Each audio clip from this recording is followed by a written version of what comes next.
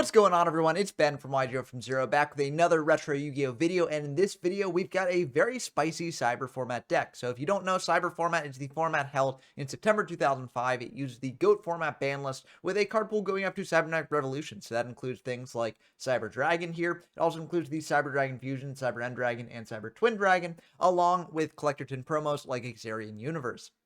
And this format's very explosive with a lot of Cyberstein decks running around. It's unclear whether that's the best deck in the format. Definitely check out my discussion on Cyberstein and just the psychological impact of it on formats where it is very viable that I released yesterday if you want to see more of my thoughts about where Cyberstein sort of fits into this format. But because Cyberstein is so prevalent, a lot of decks are trying to get them under the 5,000 life point threshold very quickly. And this is one of the most effective decks to do it, taking advantage of Spiritual Fire Art, Kurnai, a lot of just beefy fire monsters, and some generic burn cards as well.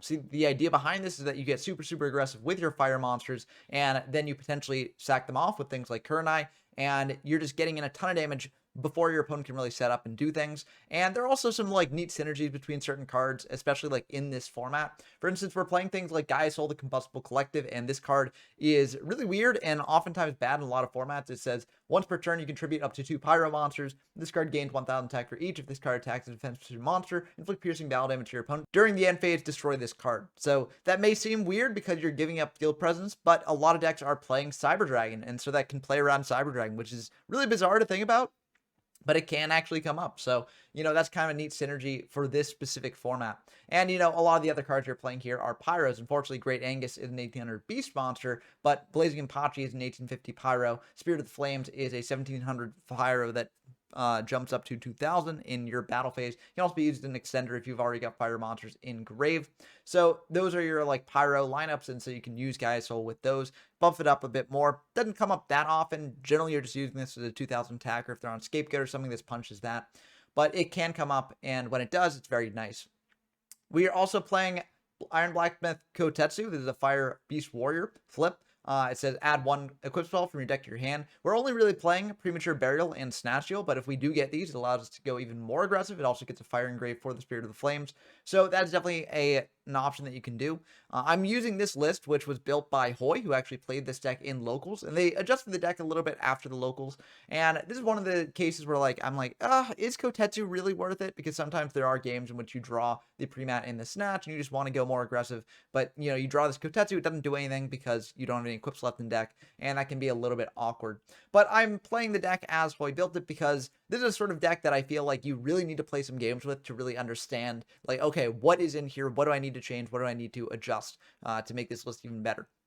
So I wanted to get some games with the deck as it was. And I think there's definitely still room to sort of improve on this deck, but this is a very good starting point if you want to play it as well. So a big shout out to Hoy for actually providing me with this deck list. Continuing on with the monsters, we've got Injection Fairly to get even more damage, and we've also got Triple Karibo. You pitch this card, you prevent an attack from dealing damage. This can be really nice against Dino TK decks, because if they bring out like a big play with Cyberstein and a bunch of other stuff, and you pitch a Karibo to stop the big damage coming through from like a Cyber End Dragon buffed up with Limiter, then that's obviously very good. So I do think the Triple Karibo in main is maybe too much pre-siding against Stein, but I do think that it can come up in a lot of games, and so it can be decent to have in the deck. Lastly, for the monster, there's a Cyber Dragon, just allows you to get even more aggressive and deal with your opponent's Cyber Dragon, because I do feel like this deck might have a slight Cyber Dragon problem. I did say that Gaia Soul does play around Cyber Dragon a bit, but I think that, if you do have a monster on field attacking in, these monsters all lose to Cyber Dragon. Now, the deck does have ways to deal with Cyber Dragon. For instance, Triple Book of Moon. That can be very nice. You flip down your opponent's Cyber Dragon, then beat over it with like Angus or Impachi or any of your other Pyro or Fire monsters. So that's nice. We've also got, Ring of Destruction, Mirror Force, Magic Cylinder, Dimension Wall. So if they do bring out a big monster to start attacking in, then you've got these to stop them from really doing a ton of damage to you, but they might just do that damage to themselves, which you're also fine with.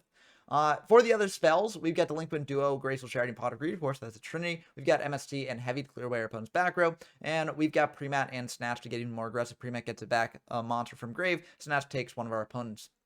For the trap lineup, we've got the Triple Dimensional Wall and the Magic Cylinder. As I mentioned, we got a Mirror Force here as well to destroy our opponent's attacking pressure. This will also deal with things like Sidra or Monarch. We've got Ring of Destruction here to get even more damage and also deal with a problematic monster our opponent might control. We've got Triple Kurnai. This is really one of the hearts and souls of the deck.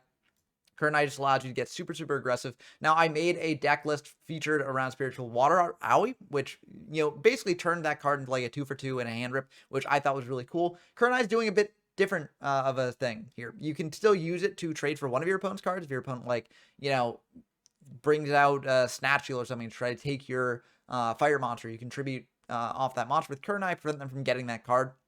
So you can use this to, like, basically trade profitably with like one of your opponent's card. But the main reason why you're doing this is to just get in that damage. This deck is operating on a different sort of time scale than a lot of other decks, and it's going for different things. It's not really caring as much about card advantage, it's caring about beating your opponent's face in and trying to get in as much damage as quickly as possible. So I think that this is key to making that work. And lastly, we got Triple Trap Dust Shoot, busted card in this format, busted card in a lot of formats that are legal. And this is very, very good at preventing our opponent from, one, getting their OTK pushes off, but also two, preventing them from getting out things like Cyber Dragon, or anything that can, sort of contest your big beaters here. That's going to do it for the main deck. For the side deck, we got a variety of different options. We got double Cyber Dragon. You could bring this in if you're going second, and you're like, okay, my opponent will have a monster that I can, special summon Cyber Dragon off of. We got double Knock as well. If, you're going second, this can also be good to get rid of your opponent's set monster, which is a common first turn play. Also, you could bring these in against more flip focus strategies, so that's pretty nice as well. We got double Raging Flame Spray. There's a bit of a weird inclusion, but against more stally decks, it can be very good. It gets under things like Level Limit Area B, and Gravity Binding just keeps buffing itself out each time you attack in, so that can be very nice there. Unfortunately, it doesn't really pair well with Current Eye, because Current Eye only deals the original attack, and this thing only has 100 original attack, so it doesn't really work out there. But this is mainly here just to get in stacks of damage going through. We got double Thestalos as well. This is a Fire Monarch, so, very big attack for your Current Eyes, but also can rip a card out of hand, deal additional burn with that. So that can be good as well. We got double Enemy Controller here. This is very good at stopping aggressive pressure, switches monster to defense. It can also allow you to get even more aggressive in the battle phase by tripping off your monster and then taking control of a powerful monster your opponent controls. So that can be very good as well. We got double Dust Tornado here to deal with our opponent's back row. We've got Massive Restrict to deal with Monarch decks, and we've got double Threatening Roar to deal with the OTK strats. We do have a full fusion deck here, but, we're not playing Stein, we're not playing meta or anything like that. So you probably won't be going into this. If you want more in-depth explanation of a fusion deck in this format, then you can definitely check out my other videos. But the fusion deck is unlimited at this point in time anyways. So if you do want a fusion monster that's not in this fusion deck, you can technically proxy it in, and that would be fine. That's going to do it for the deck breakdown. Let's dive into some games and see how this deck actually performs. Okay, we're going to start off against Dump Truck, a frequent guest on the channel. Always a pleasure to have them on. We are going to be going first here, and we will win the Rock, Paper, Scissors, so we do get to go first. And, this hand is really good. Populous Duo is busted. And Dust Shoot? Oh, wow. This is a really good hand. We're going to go for the Duo here. Ripping 2 cards out of their hand. We hit a Moth, which I'm very happy about. They do have a Serpent, which is quite unfortunate, but we can shuffle that back with Dust Shoot if we want to. We're just going to bring out Mpachi, set the book, set the Dust Shoot, pass back to our opponent. They are going to add the Serpent back in the standby phase, and after they add it back, we're just going to go for the Dust Shoot here, take a peek at their hand, and we see they've got Sidra, Limiter, Sinister Serpent, another Sidra, and a Fusilier there. So that's a bit of a threatening hand because, again, the Sidras can clear our monsters, but we do have triple Book, and Book can cause us to basically trade very profitably with those Sidras. So actually, I think what I want to do is I want to get rid of the Serpent because that's sort of the limiter on us getting aggressive, right? If they just keep setting the Serpent every turn while they, draw into other things, then we can't really deal with that because Spirit of the Flames we can't bring out until our Mpachi dies. So I'm just going to shuffle back the Serpent. This does leave them the Sidra. But, they don't really have any super profitable plays here. They can go for the Sidra. If they are worried about a Book, they can bring out a Fusilier and then hope to limit removal it over the Mpachi. But that's going really minus for them. And we've also got Spirit of Flames as follow-up. So I'm not worried about that. We're just going to Book their Sidra. They pass back to us. We draw a Dimension Wall, which is pretty good. And we're just going to get over that Sidra with the Mpachi, just trading 1-for-1 here. We're going to set a Book, pass back to them. We could have also set the Dimension Wall, but I don't want to get blown out by Heavy Storm. And I feel like Dimension Wall is good for, like, after they manage to actually clear our board, then we can set Dimension Wall, potentially set up for a big damage push after they try and go for big damage on us. Now, it's a bit awkward because Dimension Wall has to be activated when your opponent declares the attack. They can just wait to fire Limiter for the damage step. And if they see Dimension Wall, they're obviously not going to fire Limiter. But it can still come up later. So I'm going to hold it in hand now because I don't want to lose it at this point. But I think we should still be fine here. So our opponent's going to bring out a Sidra, attack in to the Mpachi. We're just going to Book that down again. And they're going to pass back to us. We draw another Dust Shoot, which is really good here. We are just going to attack over that Sidra. And then main 2, we're just going to set the book and the Dust Shoot, pass back to them. In standby phase, we are going to go for the Dust Shoot here. We see they've got another Sidra, a Fusilier, and double limiter here. I think what I want to do is just send back Sidra, because Fusilier is just like not really that good for them here. They do have the limiter, so they can summon Fusilier and then like back it up with a limiter, which is kind of annoying for us. But like, you know, we get Spirit of Flames, we can just banish the Impachi afterwards to get out another monster. So like, I feel fine with that. So I just send back the Sidra. This will also cause us to take less damage if they do go for double limiter. So I feel fine with this. They bring out the Fusilier. They just set 1, pass back to us, and that Fusilier is at 1400. And we draw Gaia's Soul, the Combustible Collective, which is actually really good here. We bring that out. Now, a play we could do potentially, and actually I think I probably should have done this in hindsight. What I could have done is I could have tributed off the Impachi, buffed up this to 3000. That gets it over Fusilier, even if they have limiter, and then banish the Impachi from grave for Spirit of Flames. Then I get in for 200 plus 2000, so I get in for 2200 attack. Which is really good. I still have the book to back up the Spirit of Flames as well. I have the Dimension Wall for later. So in hindsight, that might have been the better play. But what I do here is I'm just like, well, they've got limiter. I might as well use it up now. So I just attack into the Fusilier with the Gaia's Soul. So they're going to go for the limiter indeed. So that will hit over the Combustible. I could have also booked down the Fusilier, but I feel like that would have been pretty bad because it's using book when I don't really have to. I'm fine losing the Gaia's Soul. We take 800, which is also perfectly fine. And this time I am going to set the Dimension Wall because they've only got limiter in hand. And I feel like if they top deck Heavy Storm, they can Heavy Storm our board, but I'm also fine with that because then next turn we banish for Spirit of Flames, get him for 3850. That's fine. I'm setting the Dimension Wall in case they go for like a big limiter play or try to. And if they do try and do that, then I can activate limiter before damage calc or on attack deck. And then they'll be forced into kind of an awkward spot. So I feel fine with this. They're going to set 1, pass back to us. We draw Spiritual Fire Art Kurnai. So that's nice to have for later. We're going to bring out the Spirit of Flames here. And then we're going to try attacking in for 3850. And that will indeed go through. So if we had done our big sort of play last turn, they would have been 2200 life points lower. And then we actually could have killed them. We wouldn't have quite been able to kill them here with Kurnai. But we would have been able to get them down to a very, very low amount. And so we definitely should have done for the Impachi play last turn. They're just going to send another pass back to us. We attack in for 2,000 here. That will indeed go through. We attack in for 1,850, and that will also go through. So we've got Kurnai in the battle phase, and yeah, it looks like they just got book and a dead Dust Shoot there. So yeah, it's not quite going to do it for them, and we will go to game 2. So I think that's a really good showing of what this deck can do when it's on fire. You know, pun intended. We did open Dust Shoot there, but again, like I feel like what really carried this game was the Book of Moons, was just the fire monster just, you know, providing aggressive pressure every turn. So, yeah, I don't know. But I really don't know how to feel about that because, again, we did draw pot duo Dust Shoots. So, like, you know, we kind of sacked our opponent. In this game, we're sacking them, too. We go for a pot here first. Let's see what we draw. And now we go for a Graceful, drawing 3, pitching 2. Bit of a tough choice of what to pitch. We're going to pitch this Mirror Force, and then we're going to pitch the Enemy Controller. I pitched the Mirror Force because I feel like Book and Enemy Controller are a bit more flexible protections, and I pitched one of the enemy controls because I got another in hand. So I'm going to bring out Great Angus here, just try and attack in for 1,800, and they will take that, so I'm happy about that. We set a Kurnai and a Book of Moon, pass back to them, and they are going to go for a Sook. They're going to set down the Angus here, attack in to the Angus. I could potentially book their Sook, and then flip up the Angus next turn, attack over the Sook here. But I'm fine with this turn of events. Next turn, I can pre-map back the Angus if I really want to and get in for 1,800 more. But, like, I've got enough Fire Monster in the deck that I don't really feel that bad about losing the Angus there. We draw Iron Blacksmith Kotetsu, and this is sort of what I was talking about in the deck profile, where it can be awkward sometimes. We draw Snatch Steal and pre-map. Those are our only 2 equips in the deck. And now Kotetsu is a bit worse here. So I'm just going to actually bring it out, attack in for 5. If they bring out the Sook next turn, flip it down. That threatens that we're getting an equip spell here.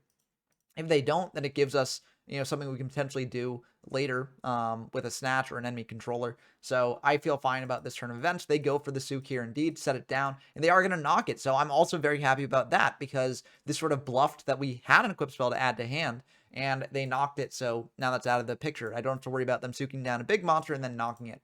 They're going to get in for 1,100 here. Pass back to us. We draw Spirit of Flames, which is really good. We'll just go for a banish on that Angus, bring out the Spirit of Flames here, attack in for 2k, and that will indeed go through. We're going to pass back to them, and they go for a Sook. So they're going to flip down the Spirit of Flames. This will still get over the Spirit, unfortunately, and then they're going to set one pass back to us. We will draw into Cylinder, which is really good, but they've got Dust Shoot here, so Dust Shoot will complicate things a little bit. They'll be able to send back that Karibo, which we did like in hand in case they had like big limiter removal push, but now we won't be able to have access to that. Since they know our hand entirely, we might as well go for the pre-mat now. They know about it coming down the pipeline later, so we can just go for it here and then try and attack in for 2k. That will go through. Now, we can't use Spiritual Fire Art Kernai here because it only does original attack, so that won't quite kill them if we attributed the Spirit of Flames in battle. But we're just going to pass back to them. I feel really confident about this. We got enemy control. We got Magic Cylinder. We've got Kernai. We've got Book. Like, we've got so many ways to win from this position. They bring out a Breaker here. That's going to be fine because if they, go for the Kernai, we can just chain the Kernai. If they go for the Book, we can just chain the Book. And I'd rather have the Breaker in attack so that way we can Snatch Steal it next turn to try and threaten lethal that way. So they are going to go for the pre-mat with the Breaker, and now we're going to chain Kernai to that to deal 1700. So I feel good about this. They attack in for 16, and now they've got to deal with that Snatch. And now they've also got to deal with this Cyber. So we're going to bring out this Cyber Dragon here, and we're actually not going to go for the Snatch. We're just going to threaten lethal with the Sidra. If they go for like a Saku or something here, then we can enemy controller tribute our Cyber Dragon, take control of their Breaker, and attack in for game that way. So I feel pretty confident about this turn of events. And we're just going to get in. They've got the Book, so they'll try and set down our Sidra. We've got the enemy controller, so we'll tribute the Sidra, take control of that Breaker, and try and get in for 16. Now, this might have been a little bit greedy if they had, like, TT here. But if they had TT, like, I feel confident that we're going to be able to win in a couple turns anyways. We got Cylinder, we got Book. We got Snatch for if they bring out a monster and try to attack in. So I felt it was fine just going for the Sidra play there. And I think it did work out. Yeah, and I feel like here, so if they'd booked their own Breaker, that would have been a little bit awkward for us, because we couldn't have done our enemy controller play, but we still would have been in a fine spot. Maybe I should have tried snatching the Breaker first. No, I don't know. I think it's fine. I think, again, we had many ways to win from this position. So I think that this definitely does show the deck can do very well if you are able to just out-aggro your opponent very quickly and, just get a ton of damage in, use your Kernai as well to deal even more damage, and just, pop off that way. So I think this duel shows like what the deck can do and it's performing at its best. Let's dive into another game to show what the deck can do when it's not quite at its peak. Okay, we got a game against Ratos here, a frequent contestant channel. Always a pleasure to have them on. We're diving in to the Rock, Paper, Scissors, and we will win the Rock, Paper, Scissors again. So we are diving in. We draw Graceful, so that's really good here. We draw Snatch. We're not playing things like Serpent or anything, so I'd rather just go for Graceful, try and dig into a Dust Shoot here, and we do indeed get that. So we're going to pitch a Great Angus and a Snatch Steal here. The reason we pitch the Angus is because we can banish it for Spirit of Flames, go really aggressive next turn. We also got this Dust Shoot. We got a Book, and I feel pretty good about that. We're going to set the Dust Shoot, set the Book, pass back to them. We go for the Dust Shoot now, and I decide to take the Breaker here because I don't want them to potentially break things like Cylinder or other things like that later. I think maybe I should have taken the Zaborg, but I'm like, okay, if I just commit one monster a turn, every turn here, then they can't profitably go like BrainCon into Zaborg. They'll have to like Sidra into Zaborg. And they've got double Sidra, so I can't take either of those really in a good way. And I'm like fine if they bring out Zaborg, because then I can book it down. I can bring out another one of our monsters and attack over it that way. So I'm like trying to figure out like how things trade and stuff. And I think overall I want to save the Book for something stronger than a Breaker. So I don't want them to just bring out Breaker here, pop our Book, force us to use the Book on the Breaker, and then we like get out aggroed by these Sidras here. So that was my reasoning. I think I could have potentially taken the Zaborg instead, and that also would have been a good thing to do here. But they're not getting aggressive this turn, and they do have this Dust Shoot here. So we're in kind of a tough spot either way. Because like they can take a card from our hand here, but I feel like this is ultimately okay because again, I do have the Book to deal with the Sidra if they bring that out. If I Sidra down, or if I book down their Sidra, it's kind of awkward because then they can just, tribute over it for Zaborg, and then we don't have a way to deal with Zaborg. So honestly, I'll probably save the Book for later, but we can bring out our own Sidra, crash into their Sidra this turn, so I feel fine about that. They're going to get in for 250 there, and then they're going to set one pass back to us. We draw a Dimension Wall, which is pretty good here. And we think about this for quite a bit. We just go for the Sidra here, and I think that's ultimately fine. We attack into their Sidra. They do have the Mirror Force, though, so that does complicate our plans a bit. We can't necessarily set the Kotetsu, or we potentially could just to try and bait out the Zaborg. So I do ultimately set the Kotetsu to bait out the Zaborg, because I want that Zaborg out of their hand, because it's going to deal with one of our stuff sooner or later. So I figure it's fine just setting the Kotetsu there. Unfortunately, the board comes down, attacks in for 24, but they will take that 24. Now they're down to 3750, which is a bit of a scary spot for them to be in, because we are playing a very aggressive deck. We've got Kariba to protect ourselves against big OTK pushes. So I'm feeling pretty good about this. We draw a Kurenai as well, so that gets even better for us. If we draw a big fire monster, then we can potentially go for a play like that later. They're going to attack in for 24. We just take that. We choose to save the book for later. They're going to set one pass back to us. We draw another book. So maybe I should have used the book on this board. Tough to say. But we will set that, pass back to them. They go for a spy here. They bring out another spy in defense, playing around Mirror Force here, and try and get in for 3,600. We'll take the 12, and will we take the 24? Because that does put us at risk of a ring. We do have 2 books, so I just go for a book here. Flip down, that's a Borg. And then they'll set one, pass back to us. We draw a Magic Cylinder, which is pretty good. We're going to set that cylinder, pass back to them. And they are going to flip up as a Borg here. They're going to think about this a bit, switch the other spy to attack. They're going to attack in for 12 here. They're going to attack in for another 12, and I choose to let this go because if they do have ring, and they just try and ring Zaborg, we can book it down. It's not ideal, but like we can use it that way, and we've got the cylinder for later as well. And we want to use cylinder on Zaborg because that puts them dead to a Kurenai on one of our fire monsters here. So they're just not going to attack him with Zaborg. I think that's very smart upon seeing what this deck is trying to do with things like Dimension Wall and being at only 3750. I think it makes sense trying to not attack him with Zaborg there. So we draw into a heavy storm here, and we're just going to pass back to them. They go for a pot here, draw 2. And now they're going to flip up a Sangan. So they're getting really aggressive here. Unfortunately, we'll have to use some of our stuff here in kind of an awkward way. We have to use a Karibo on that spy attack. They're going to attack in with the spy there. We have to book that down just to get them another spy, which is rough. But like we do what we have to do. And they're going to choose not to attack in Zaborg, trying to not push for that lethal. And I do think that makes sense because, again, if we've got Cylinder, Cylinder plus Ring will kill them here. So, yeah, it's a bit of an awkward spot for them to be in here. We got Impachi. So, if they had gone for this Borg into the cylinder, then we actually would have won this with the Impachi. We're going to bring out that Impachi. We're just going to attack over the spy. I don't want them to get something out with the Sangan, because that could be kind of awkward for us. For instance, if they go for a Lily here, Lily attacking into our Impachi would just win them the game. And, I mean, I guess we could play around that by, like, Kurenaiing our own Impachi when they declare the attack. And then they'd be able to attack in for 400, but that doesn't kill us here. But I still think it's kind of awkward. So I'm just going to attack in to the spy. We're going to set this heavy, pass back to them. And they are going to, what are they going to do? They are going to think about this for a bit, flip up a spy here, bring out another spy. And then they're going to go for a BrainCon here. So that will, they'll pay 8. Target our Impachi, and we got the Kurenai for this. So now any attack that they do here will kill them with the cylinder. So I'm feeling really good about this. Unfortunately, they do have an Abyss Soldier, and they are able to bounce back one of our cards, and they correctly choose the set that's been there for the longer time. There was also an argument to potentially choosing the set that's the newest set, because, I've been sitting on this one set for a long time here. But I do think it makes sense to go for the older one, because, like, last turn I drew, and I didn't play anything, which implies that I didn't have a monster to hit over the spy that turn. Whereas this turn I drew, I summoned out the Impachi, attacked over the spy, and then I set the additional card from my hand. So I think that Aretos had the correct read that my newest set was definitely just a bluff and trying to get them to, bait out spawn trap removal or something away from the old set. So I think that was the smart thing to do there. I think maybe the previous turn I could have set the heavy as a further bluff, just to sort of muddy the waters a little bit more. And then they might not have had as easy a choice, with this Abyss Soldier here. But, you live and learn, and playing these sorts of aggro decks do take some time.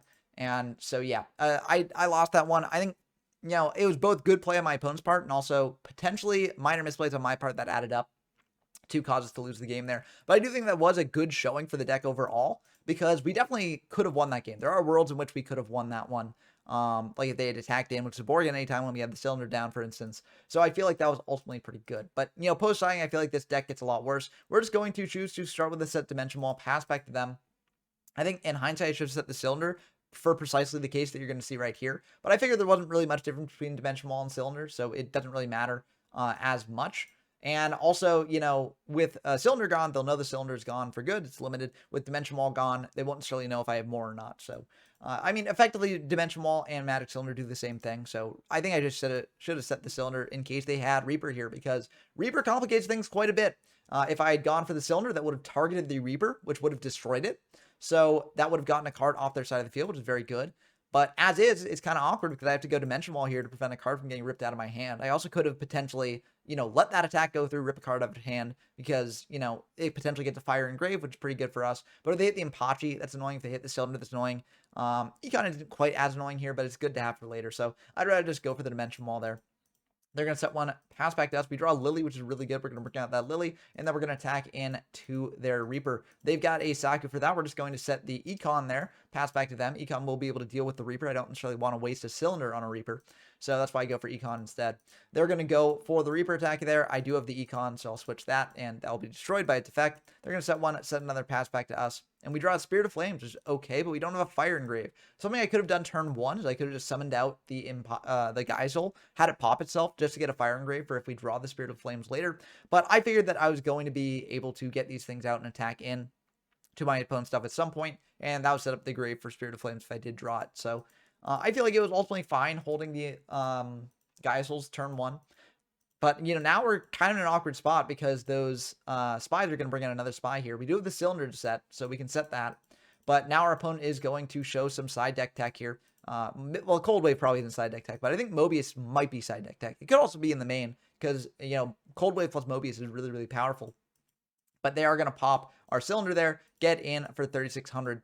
And now this is a bit awkward for us. We do have ways to get around that Mobius, which is surprising to say, but what we can do here is we can go for a Geisel, banish a Geisel from grave, tribute off our Spirit of Flames, and then get over that Mobius there, dealing 6. I choose to go for the Mobius here instead of just summoning like Impachi and attacking over the Spy, because I feel like I want to give them a decision. Do I switch the Spy to defense, or do I leave it in attack? Whereas Mobius, like, there's no choice. You just attack it because it's Mobius. It's 2400 attack. The defense doesn't really matter there. But with Spy, I potentially give them a decision, and I'd rather give them that decision rather than give them an easy attack in for 24. So that's why I went for that play, even though it did use a lot of resources. I think it was ultimately the right play to do. And now they're going to attack in for a Spy here, getting down 12. They're going to set one, pass back to us. We draw a Spirit of Flames, which is very nice. We bring out an Impachi here. And, if they've got Mirror Force, they've got Mirror Force. They probably win the game either way. So I am just going to go for a Spirit of Flames here and attack in because Mirror Force just eats this deck alive. They've got Saku for that. And will this attack go through? It will indeed go through. Okay, I feel pretty good about that. We're going to go for a duo here as well, trying to rip some powerful cards out of their hand, trying to rip potentially a Cider out of their hand. We do hit a Jinzo, which is nice, and we hit a BLS because they don't have any Lights Engraved. So I'm happy about that turn of events, getting rid of some late game bombs, but we are sort of on a Blazing Impachi and a Dream here, so not the best situation to be in. They've got a Snatch plus a Call, so ultimately that will be the end of the game. And definitely does show a weakness with this deck where, like, it's not necessarily trying to, trade profitably with all your opponent's stuff. Sometimes you just have to get aggressive. And if your opponent is able to set up some plays and do some stuff, then you can be in a bit of an awkward spot. I think I definitely misplayed in the beginning by setting the Dimension Wall instead of the Magic Cylinder. That definitely could have changed things a little bit. But I do think that, I did misplay this, but also I think the deck does have some issues too. I don't think it's necessarily going to be a tier 1 level deck, maybe tier 2 for sure. But it definitely is a very tricky deck to play, but also is a deck that can be very punishing. And I don't necessarily think that that punishment comes from just, level of skill of the player. It also just comes from the deck not having as many answers to things as other decks do in this format. But what do you think about this deck? Do you think that it's better than I'm giving it credit for? Or do you think that, it's actually worse than I'm giving it credit for? And the game 1 that I showed off was actually just a fluke. Let me know down in the comments below. Also, if you like what you see here and want to see more Cyber gameplay along with more gameplay from other retro formats, definitely subscribe to the channel. It really does mean a lot, and I'd really like to reach 1,400 by the end of this month. I feel like we're on track to do that, so I'd really like to reach it. And so if you're not subscribed, definitely help us reach that goal there. If you want to support me directly, I do have a Patreon as well, linked in the description. And if you do sign up for that, you'll get shout out in these videos. So big shout outs to GMYFS, Tyler Compton, Dump Truck, Rince Win, Pork Chop, and Brendan Docker. It really means a lot that you all support me this way and motivates me to make more videos like this. If you want to play Cyber or any other format that I feature on the channel, definitely join the Discord. Also linked in the description down below. And I hope that you enjoyed the video as always. Until next time, I've been Ben from YGO from Zero, and I'm signing off.